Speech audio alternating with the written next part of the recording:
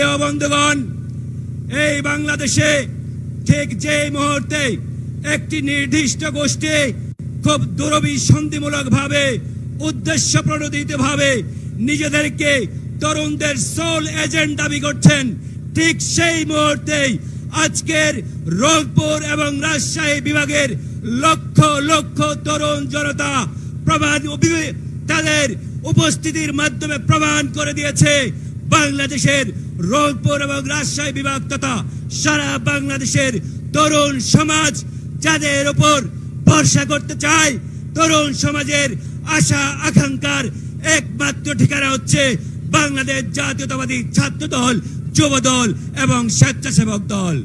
প্রিয় বন্ধুরা, এই সমাবেশ নিছক কোনো সমাবেশ নয়, এই সমাবেশ হচ্ছে সময়ের সাথে তরুণদের একটি চুক্তিপত্র। এই সমাবেশ নিছক কোনো জমায়েত নয়, এই সমাবেশ হচ্ছে একটি ঘোষণা, যেই একটি ধ্বনির মাধ্যমে লক্ষ লক্ষ তরুণের প্রতিধ্বনি এই ঘোষণার মাধ্যমে প্রতিধ্বনি হয়ে ঘুরে ফিরে আসছে।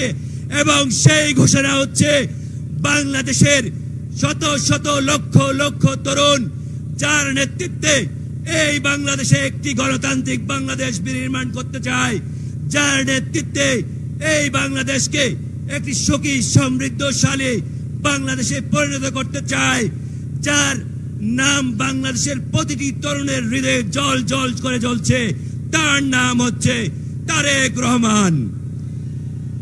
প্রিয় বন্ধুগণ, এই বাংলাদেশের সমস্ত তরুণদেরকে সাথে নিয়ে আগামীর অবশ্যম্ভাবী প্রধানমন্ত্রী তারেক রহমানের নেতৃত্বে এই তরুণ সমাজ বাংলাদেশে ভোটাধিকার ফিরিয়ে নিয়ে আসবে, বাংলাদেশের গণতন্ত্র পুনরুদ্ধারে আরো অগ্রণী ভূমিকা পালন করবে। তদুপরি এই বাংলাদেশে তারেক রহমানের নেতৃত্বে একটি গণতান্ত্রিক বাংলাদেশ প্রতিষ্ঠিত হবে, এই আশাবাদ ব্যক্ত রেখে রংপুর এবং রাজশাহী বিভাগের ছাত্র দল, যুব দল এবং স্বেচ্ছাসেবক দলের সমস্ত ভাই ও বোনদের ধন্যবাদ জানিয়ে আমি আমার বক্তব্য এখানে শেষ করছি। ধন্যবাদ সবাইকে। বাংলাদেশ জিন্দাবাদ, বাংলাদেশ জাতীয়তাবাদী ছাত্র দল জিন্দাবাদ, বাংলাদেশ জাতীয়তাবাদী স্বেচ্ছাসেবক দল জিন্দাবাদ, বাংলাদেশ জাতীয়তাবাদী যুব দল জিন্দাবাদ। শহীদ প্রেসিডেন্ট জিয়াউর রহমান অমর হোক, আপসহীন দেশনেত্রী বেগম খালেদা জিয়া জিন্দাবাদ, আগামীর অবশ্যম্ভাবী প্রধানমন্ত্রী জনাব তারেক রহমান জিন্দাবাদ, জিন্দাবাদ, জিন্দাবাদ।